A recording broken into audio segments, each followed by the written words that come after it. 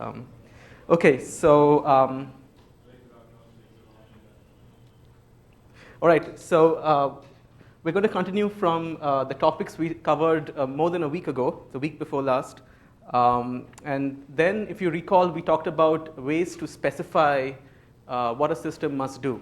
And we talked about temporal logic, and we also talked about specifying systems using state machines. And when you do that, you have to be able to relate the state machine of the specification with the state machine of the design. And we talked about different ways you can do that, right? Type compatibility, language containment or language equivalence, and simulation and bisimulation. All right?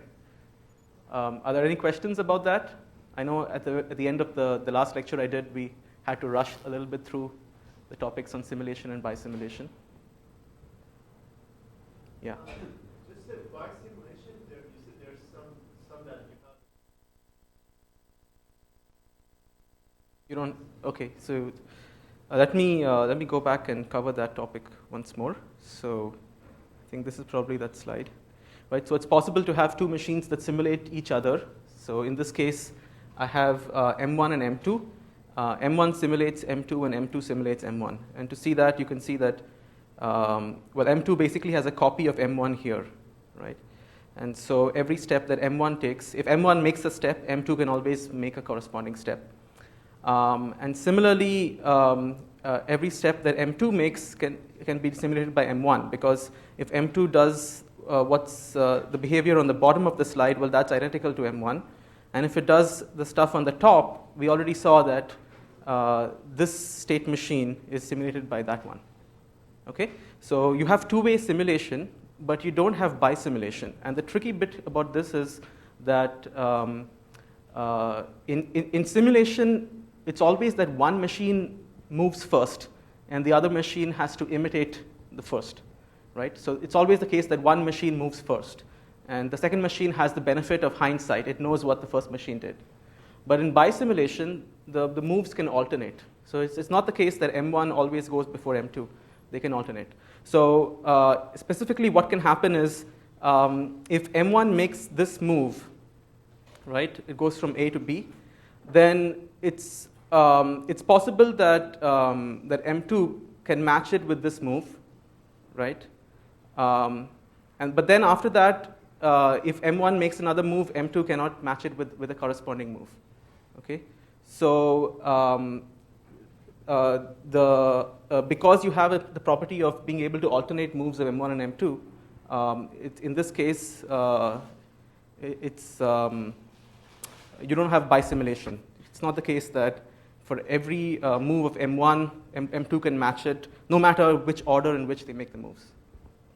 Okay? Right. Other questions about this?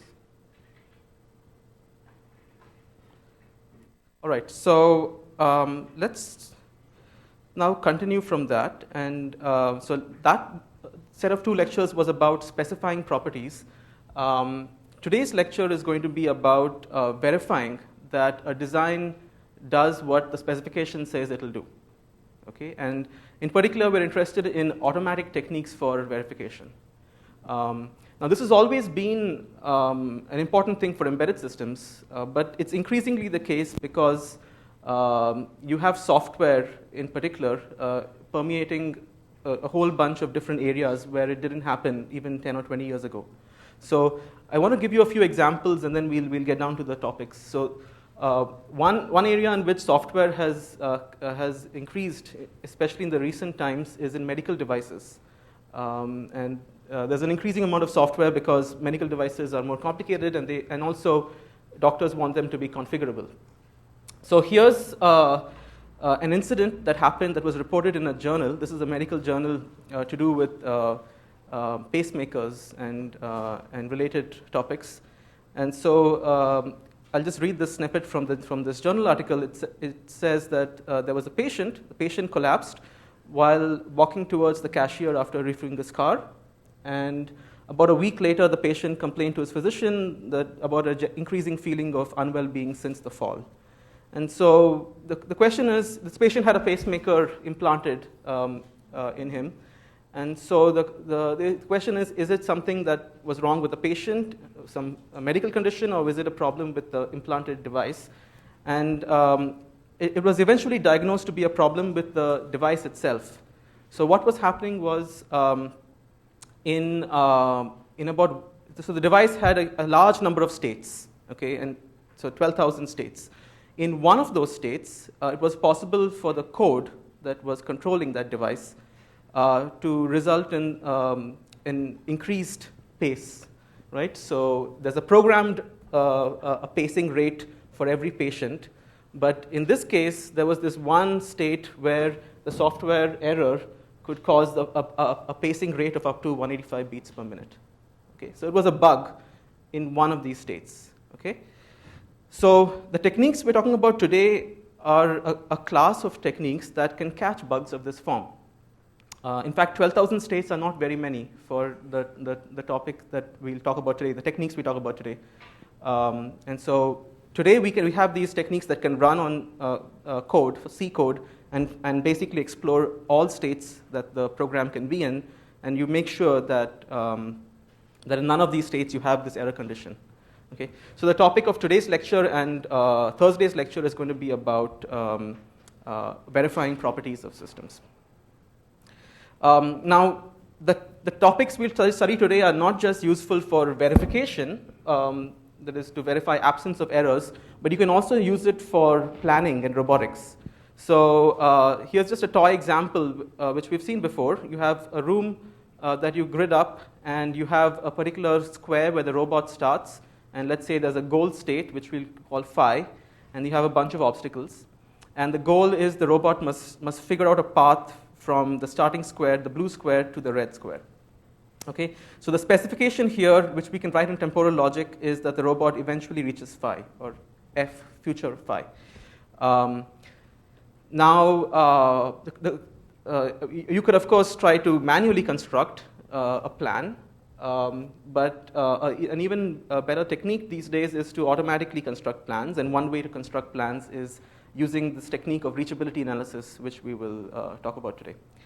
The nice thing about reachability analysis is you can basically you can specify your goal in temporal logic. So, for example, if you have n destinations for the robot to visit, then you can specify that in a high level in temporal logic, and then just have this tool based on reachability analysis automatically generate the plan for you. Okay, so both of these techniques, so the slide I talked about earlier, which was finding bugs in code, and also this planning problem, you can view them both as forms of graph traversal, where the graph is really the state graph of the system, okay, the graph of all states with the edges being transitions. So, and the problem here is to find a particular kind of state. So here's an example. I don't know if it comes up very clearly. This is so this is a state graph of some system,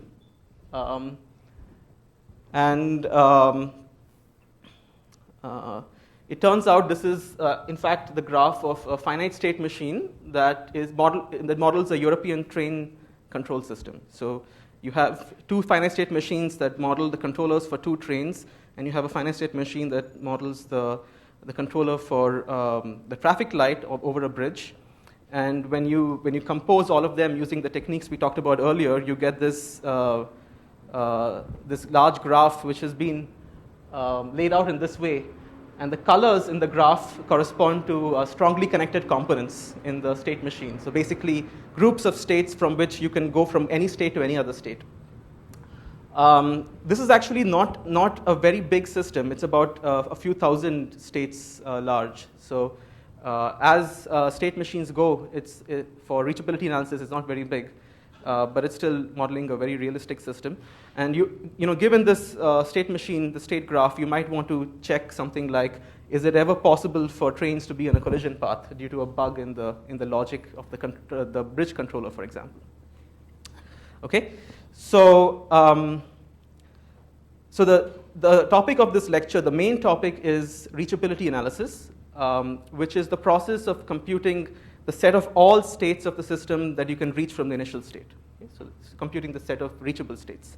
And all of the three kinds of problems we talked about in the previous slide, which is finding bugs in software, solving robotics planning problems, and also analyzing high-level models of control systems, all of those can be solved using reachability analysis.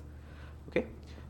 Now, on top of reachability analysis, we have a technique called model checking, which is a way of determining if some systems, for example, specified as a finite state machine, satisfies the specification that's expressed in temporal logic. Okay?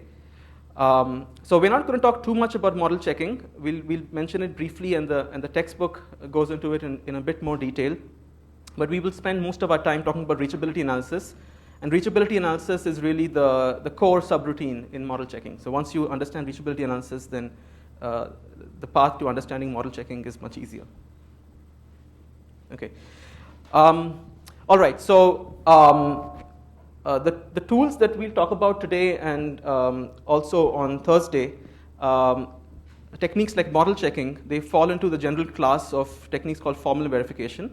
So the word formal just refers to the fact that all the inputs are specified mathematically, and you have a procedure, the verifier, which tries to produce a mathematical proof of either the system satisfies the property in the environment E or it does not. Okay? And the way a verifier works is you provide three inputs. So the property first, the specification, let's say in temporal logic, and a description of the system, let's say as a finite state machine, and a description of the environment of the system, for example, as another finite state machine, possibly non-deterministic.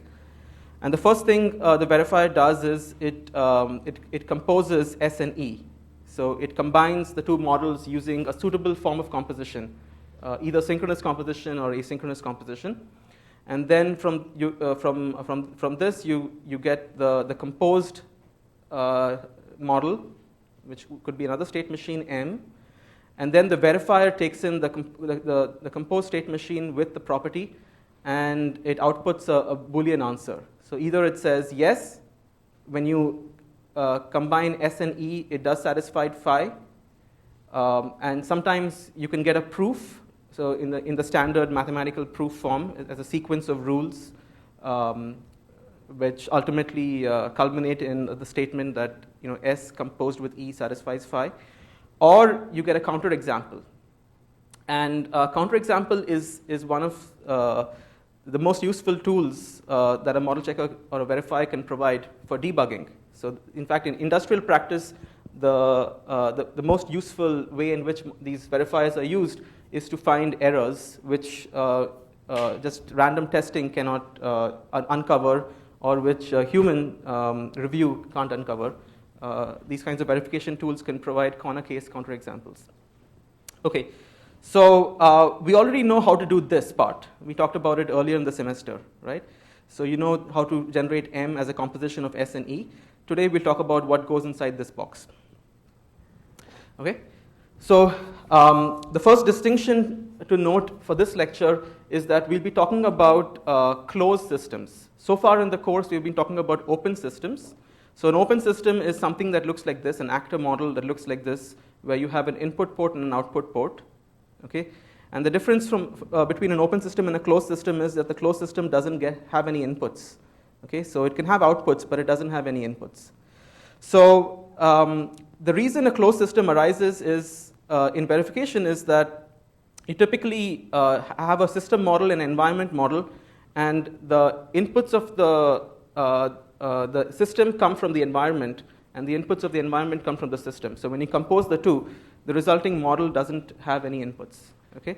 So for verification, we always start with a closed system that we obtain by composing the system and environment models. So let me actually skip ahead and give you an example of a closed system that we can get. So recall the traffic light controller example that we talked about earlier, right? So here's the controller for the traffic light, and here's the model for the pedestrian, and the outputs of the traffic light are the signal values, and the output of the pedestrian is simply whether or not there is a pedestrian at the crosswalk. And when you connect those two models together, the resulting system doesn't have any inputs. Okay? All right. So any questions so far? It's all been preamble. All right. So the most common verification problem that arises in practice is to verify properties of this form, globally P. Okay, so recall that globally P is an LTL formula where P in this case is an atomic proposition.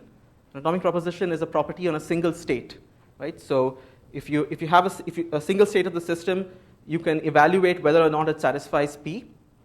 And globally, P holds for an execution if P holds in every state in that execution. Okay?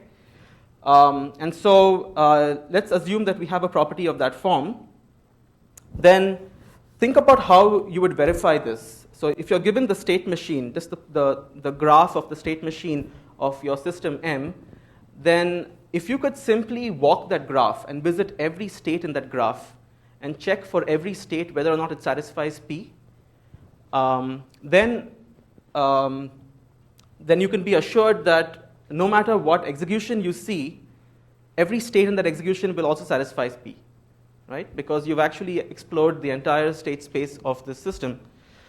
So to verify the property of the form globally P, a simple procedure is to start in the initial state and enumerate all the states that you can reach from the initial state.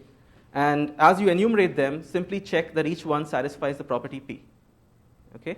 And if you have a finite state system and you enumerate all the states and each of them satisfy P, then you can be assured that the overall system, any execution of the system will satisfy globally P. Okay? Now, the state space that you generate is typically viewed as a directed graph. So this is just the graph that you would get by if you have two state machines and you compose them and construct the resultant graph model of the state machine. We'll call that graph the state graph. And so to verify globally P, it's simply a traversal problem on that state graph. Okay. Now, when M is a finite state machine, then this graph has finitely many nodes, and so the graph traversal, the reachability analysis will terminate. Okay, and that's, we know that in theory because there's only finitely many states, but in practice it's not as easy as that because the number of states of a system can be really large. Okay, so if for example you have a program with let's say 2 variables, each of them are 32 bits wide, right? Then you have already the state space becomes 2 raised to 32 times 2 raised to 32, right? And so that would be a really trivial program which has only 2 int variables of 32 bits with, right? So think about any practical program that you've written. Let's say the CalClimber controller, right? You can just look at all the variables that show up in the program and you get an estimate of an upper bound on the size of the state space. And it's going to be huge. You can't even represent this graph with these many states. You won't even be able to represent it in memory as an adjacency matrix or using an incidence list or something like that. Okay, so you can't use your standard graph data structures to represent graphs that you generate from finite state machine descriptions. Okay, so that's the biggest challenge for doing reachability analysis, right? The number of states of your system are just too large, and so you can't even construct the state graph for the most part. So this entire area of model checking has really been focused on how do you solve this problem, this state explosion problem. And a range of techniques have been devised. And in this lecture, we'll cover 2 main flavors of model checking, but it's just going to be the bare essentials. Okay, so let me walk through how reachability analysis works using an example. So we'll go back to this traffic light controller example that I talked a few minutes ago. Specifically, we'll be interested in this property. Okay, so globally, the following condition must be true, which is it's not the case that the traffic light is green and a pedestrian is crossing. So obviously, that's a desirable thing. Now, this is, if you recall, this is really a property of this form, globally P, because this part which is inside the parentheses, that's a purely Boolean condition. It's a propositional condition, right? It only involves propositions on the states of these two systems, and it involves the standard Boolean operators. Okay, so this is a property that we can verify using reachability analysis. Okay, so now the first step that I talked about was that we have the system and we have the environment model. So this is S and that's E, and we compose them together and we get M. And as we've seen before, when you compose those two models, you get this model. So what's the difference here is that every state of this model, as you recall, is a pair of states, one from the traffic light and one from the pedestrian model. And this system is closed. So here, for example, you notice that this has an input and this has inputs. But when you combine the two, you don't have conditions that involve these input variables that you had before. So the pedestrian condition goes away, okay, because when you do the composition, you've taken care of that case. Okay, so this state machine is the state machine for the composite model. It has a variable count. It's extended state machine with a variable count, plus it has these 4 states. So earlier in the course, we went through the exercise of counting the number of states for this state machine. It turns out you have 188 states here. So for example, if you're in the combined state red, crossing, there are 61 values of count that you have associated with the state, right, going from 0 to 60. And so you have 61 states associated with this thing. You have 61 states with green, none. You have 60 states here because you enter with count equal to 1. And then you have 6 states associated with this mode. Okay, so if you add them all up, then you have a total of 188 states. So, of course, when we do reachability analysis and model checking, you don't start even with a picture like this. You start with typically some code or some textual description. And what the model checker does is it constructs the graph of not the extended state machine, but of the actual finite state machine. So it will explode the state space based on the value of count as well. Okay, so it won't be just the 4-state machine you see here. It'll be the full 188-state machine. Okay, and the way it works is you construct the state graph on the fly. So you start with the initial state, and then you generate a next state, and you repeatedly do that. And to generate next states, we'll use a suitable graph traversal strategy. Okay, so this is a finite graph. And so what are some graph traversal techniques that we could use here? Yeah, Oren? You can use depth first search, DFS. What else? Breadth first search, right? I mean, you can use any heuristic, basically, right? So it doesn't have to be just DFS or BFS, or you can basically have a heuristic about which state might be interesting to explore next. Okay, especially when you have large state spaces, this becomes a really important heuristic to have. So if those of you have taken AI classes, you might have studied about best first search. So there are heuristics to do search based on some function, and people have even looked at using those kinds of techniques here in reachability analysis. But we'll start with something very simple. So we'll start with depth first search. Okay, so in DFS, yeah.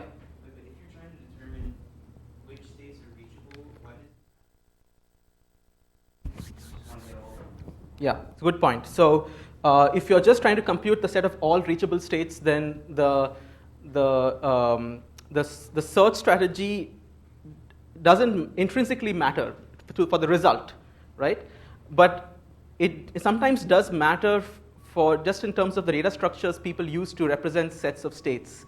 So they don't typically represent each state individually as an element of a large set. You tend to club them together in some compressed representation.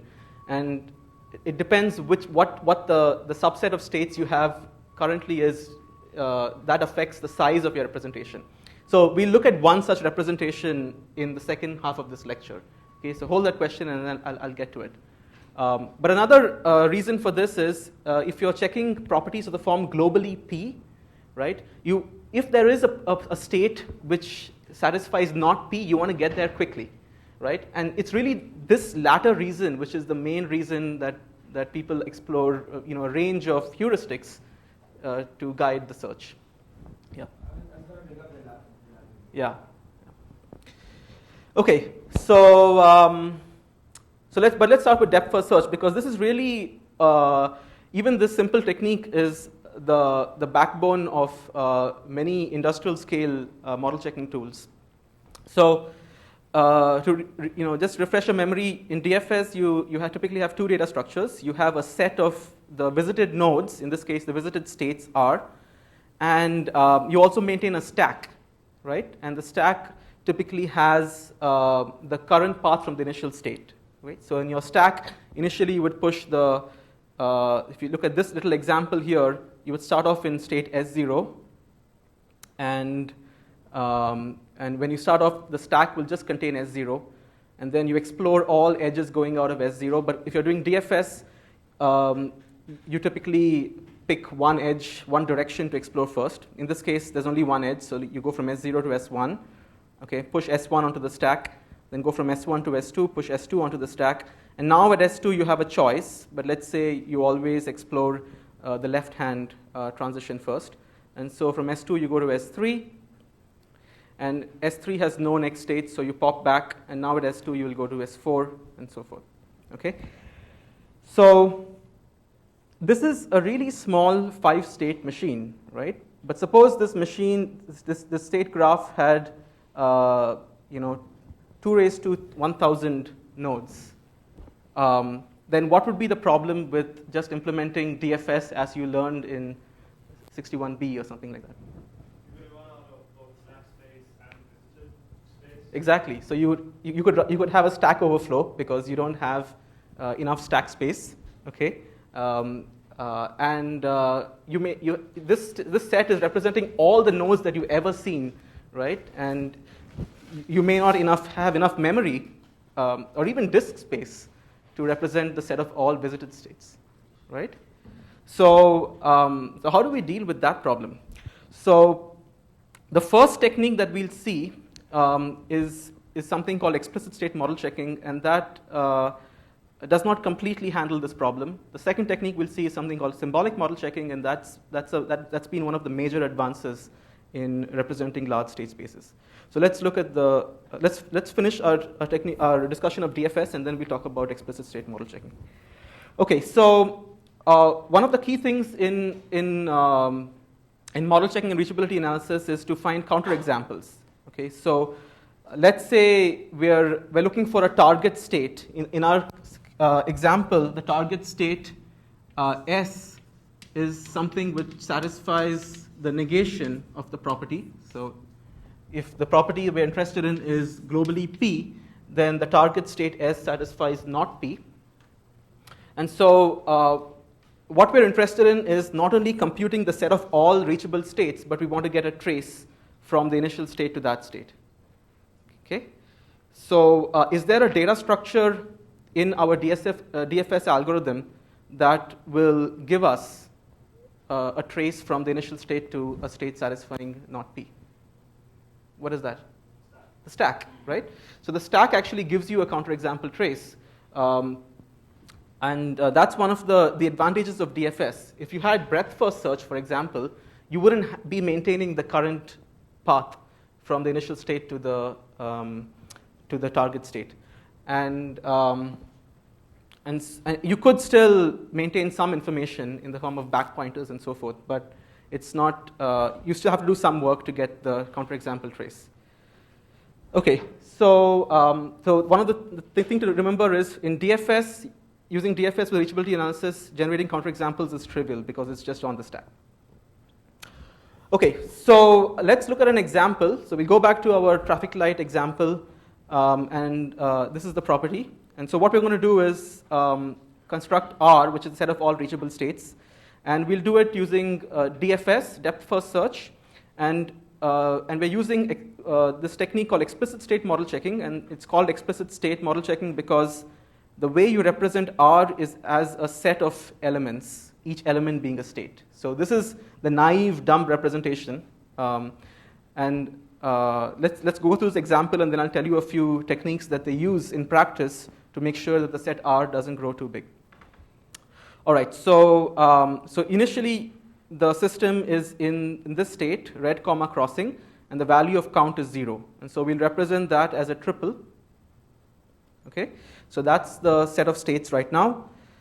Now the next state is going to be something which you get either by following the self loop on the red comma crossing state or by going to this state green comma none.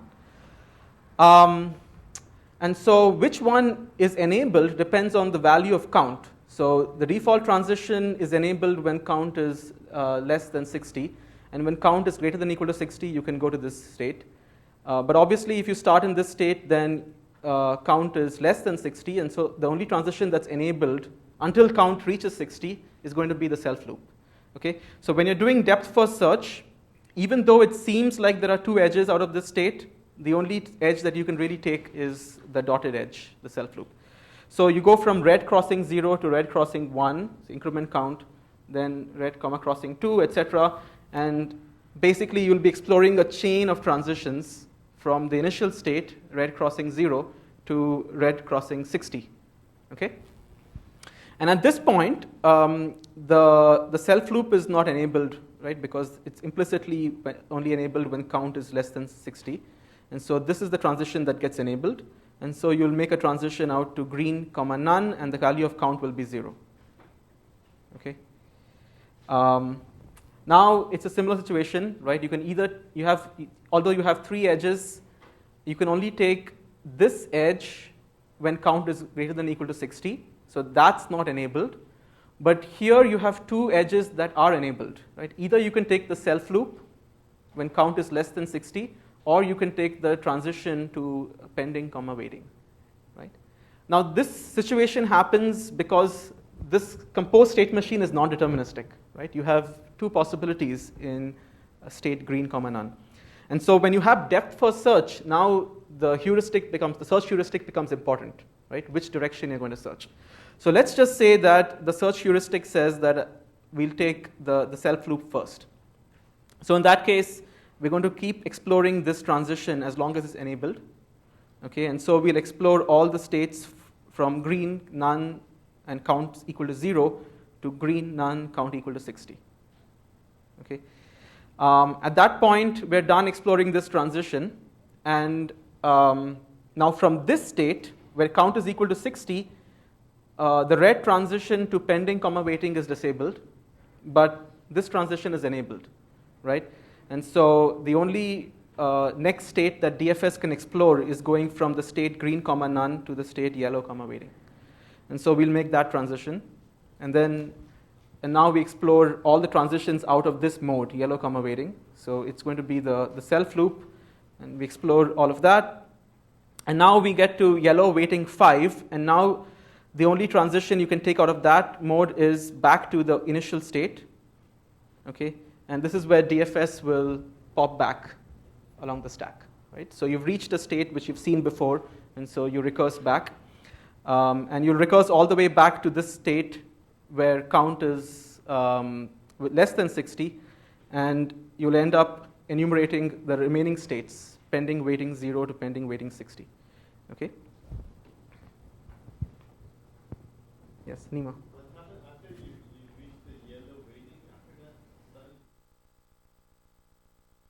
No, so what you would do when you reach yellow waiting with count equal to 0, you would then explore this self loop, right? Because the only 2 transitions out of this mode are either the self loop or this transition to the initial state when count is greater than or equal to 5.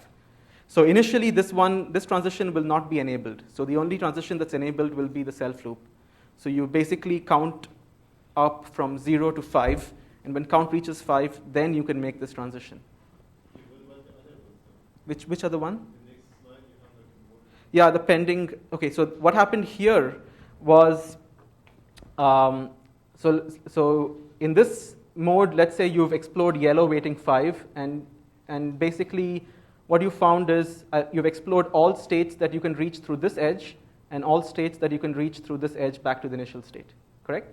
So now in the DFS stack, you're going to basically pop the stack up until you reach back to state green, none, and count equal to 59, right?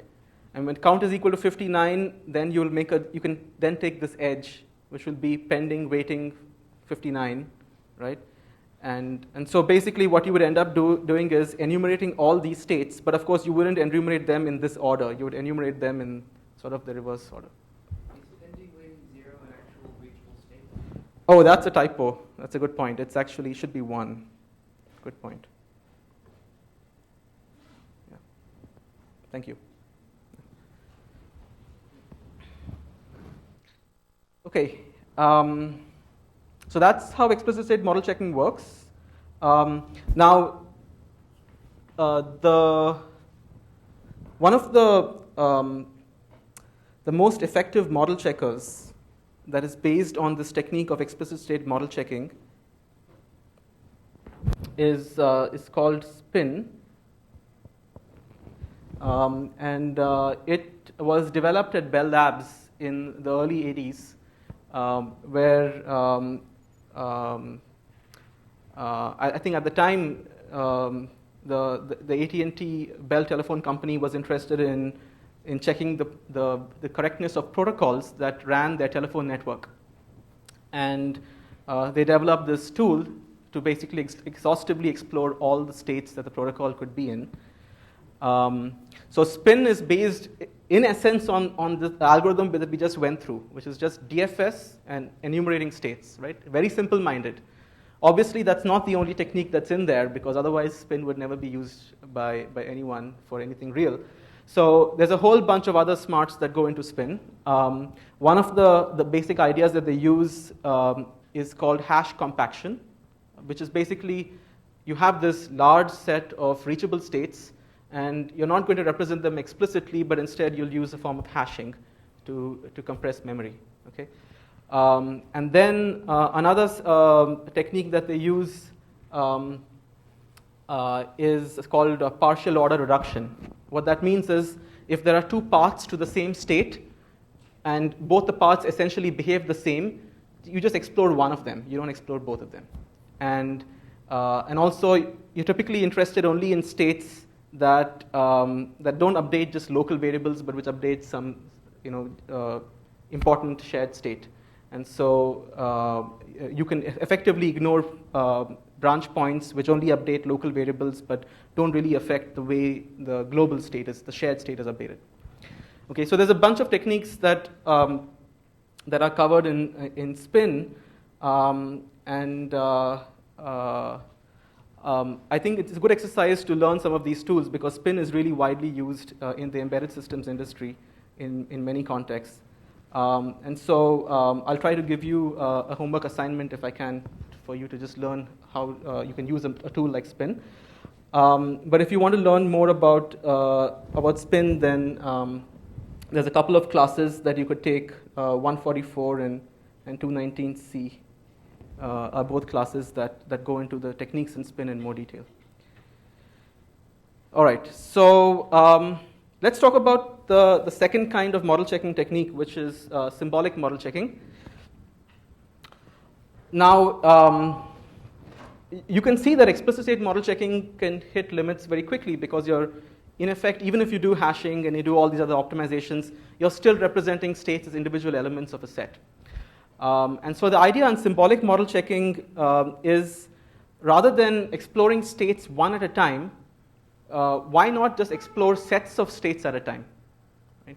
So in a very intuitive sense, it's as if you're doing breadth first search, but you're doing breadth first search in parallel, right? So if you're in a state and you have 5 transitions out of that state, you try to explore all 5 transitions at once, okay? And what you compute is not individual next states, but basically the boundary of next states that you can reach from the current state. Okay, so that's the idea in the symbolic model checking approach. The word symbolic refers to the fact that we explore sets of states, not just individual states. And also, a key idea is that you typically represent sets implicitly as Boolean functions. Okay, and so the general idea here is that if you have a finite set of anything, but in this case it's a set of states, you can always represent the set as its characteristic Boolean function.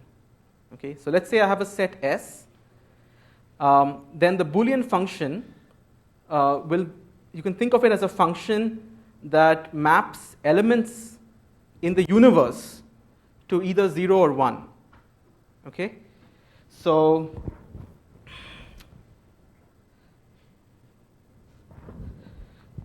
let's say this rectangle refers to the universe of all elements, and you have a set here, set S, then the function f is going to be 1 on every point inside the shaded ellipse, and it's going to be 0 for every point here.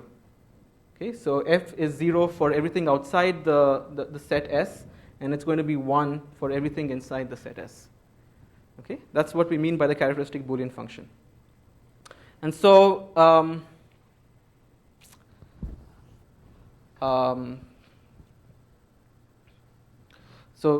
more formally, the function f of S, which is the characteristic Boolean function of the set S, is going to be 1 if and only if the element is in the set.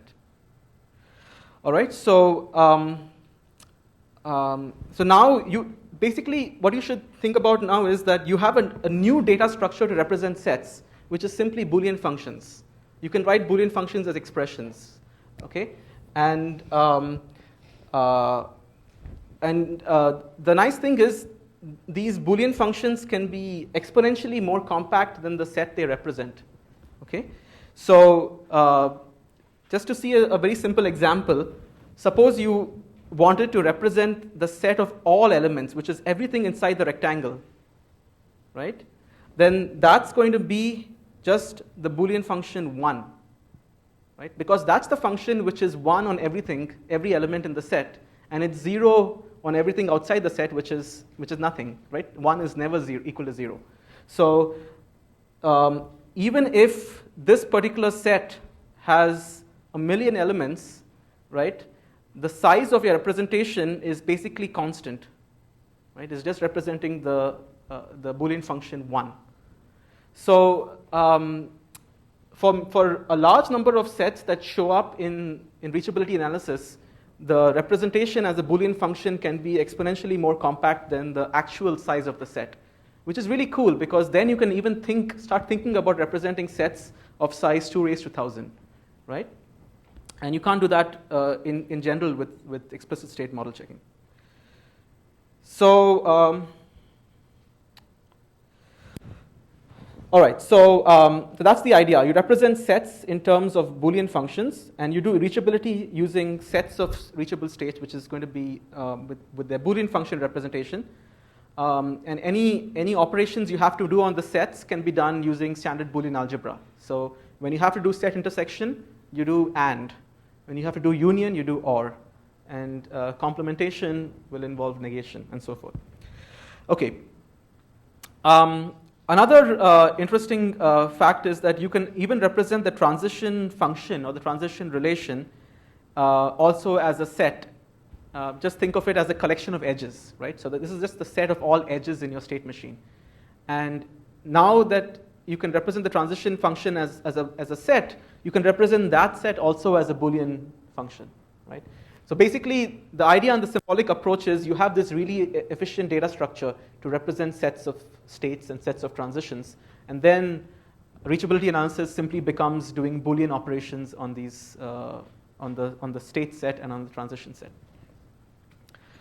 Okay, so we're not going to go into all the detail about how the Boolean representation works and the details of how we implement set operations as Boolean operations. Okay, so that's beyond the scope of this course, but again, it's covered in 144 and in 219C. But I'll give you the flavor of this approach just in terms of sets. Okay, so the symbolic approach is really a breadth-first search strategy.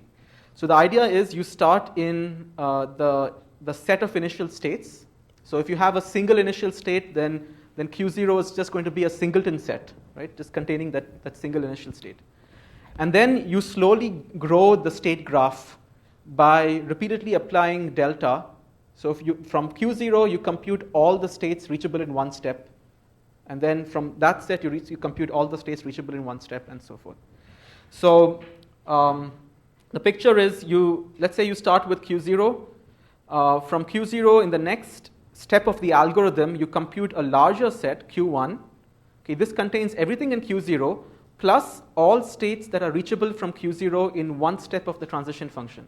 So if you had a state in Q0 and using delta you got to this black state, then you would include that black state in Q1.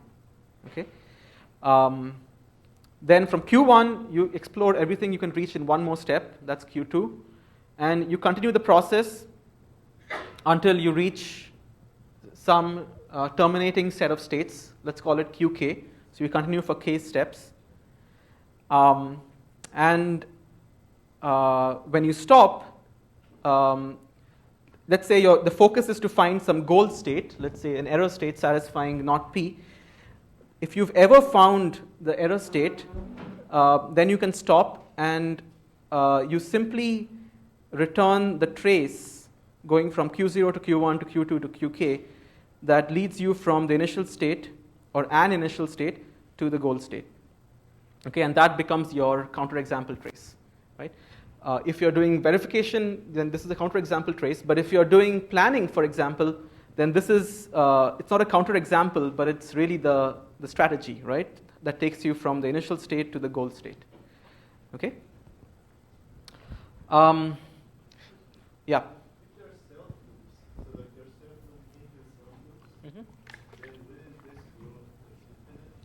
Okay, good question. So the question is, this process of computing Q0, Q1, Q2, Qk, does that terminate, right? And in particular, if you have self loops, then what happens in that case? Do you just explore the self loop infinitely? Okay. So in this case, what you're effectively doing is, so Q1 is the set of all states that are reachable from Q0 in one step, right? And Q2 is the set of all states reachable from Q1 in one step, and so forth. Now, since let's say we're focused on finite state machines, right? If you have a finite number of states, then at some point, let's say at Qk, when you try to explore a next state, you will loop back into the same step, in the same set, right? So you start in a state in Qk, and you explore the next transition, and you come back to something inside Qk. When you do that, you stop. Okay, so I didn't talk about the termination condition, but the termination condition is, let's say you're at Qk, and you explore all the one-step transitions out of Qk, and they all loop back inside the set. And at that point, you stop, because you've seen every state there is to see, right? If you don't generate any new states at any point, then repeating this procedure is not going to help, because you're never going to generate any new states. Okay? So the key property for termination again here is that you have a finite state machine. If you don't have a finite state machine, like if you had a hybrid automaton like we saw earlier in the class, this sort of strategy, if naively applied, will not terminate. You have to be a little bit more careful for timed automata and hybrid automata. Okay? Any questions?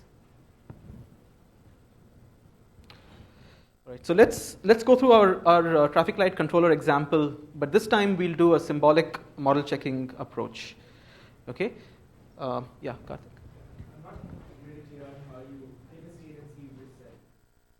Yeah, so let me go through the algorithm description, okay?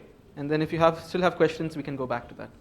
So, so this is how the algorithm works. It starts out with an initial state S0. Let's assume there's a single initial state, but you can have multiple initial states. And the transition relation delta. And this is the transition relation for the closed system M, okay? And when I say it's represented symbolically, what I mean is that you have a set of initial states, which is a Boolean function, or just think of it as a set, and a transition relation, which you also represent as a set or a function. And then the output you want is the set of all reachable states, okay, also represented as a set. So the way you start this is you first initialize R to be the initial state, the set of initial states, in this case just the singleton S0, and then iteratively you will grow the set of reachable states. So let R new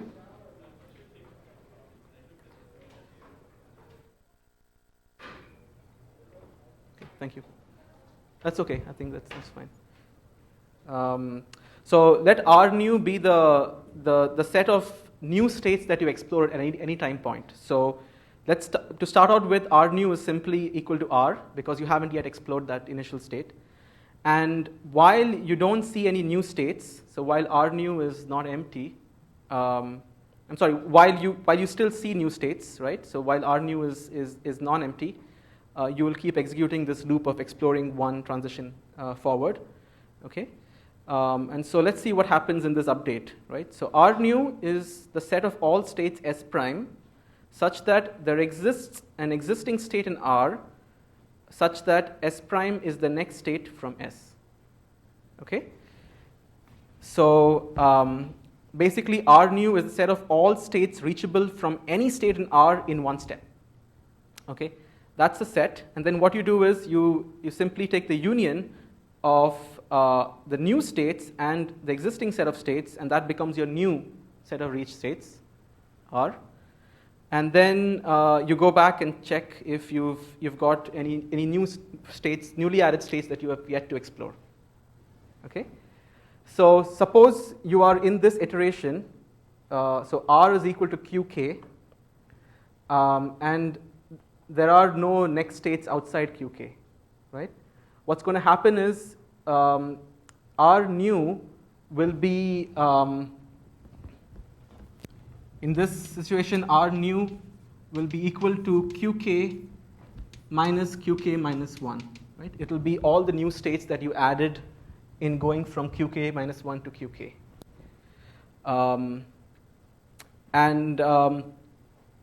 In this case,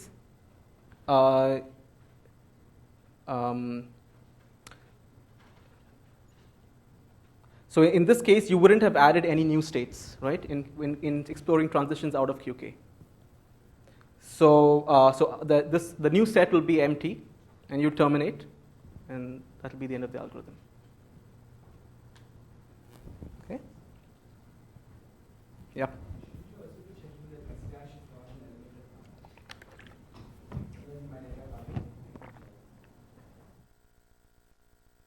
I see. Yeah, that's right. Okay. Yeah, good point. So that's a typo in the book as well. So another way of doing that is we can update this definition to be there exists an S in R and an S prime not in R, such that this is true, right? Or you can think about it as R new is this set minus R. Okay, thank you. So basically, R new is going to be, like I said here, it's going to be the set difference of the new states explored and the previous set. Okay. All right. Any other questions about this?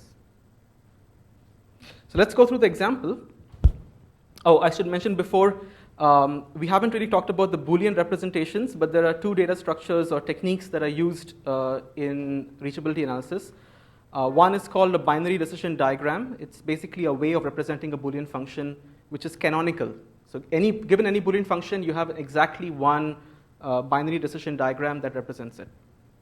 And another set of techniques that are really useful are Boolean satisfiability solving, which those of you who've taken algorithms classes would recognize to be the canonical NP-complete problem. But those problems are, these techniques are really useful for reachability analysis. Okay, so going back to the traffic light example, now the difference between symbolic model checking and explicit state model checking is mainly twofold. One is that we're doing breadth first search rather than depth first search. And the second is we're going to be representing the reach set as a Boolean function. So the initial, the starting set of states is simply the state of the light, VL, is equal to red. The state of the pedestrian, VP, is equal to crossing.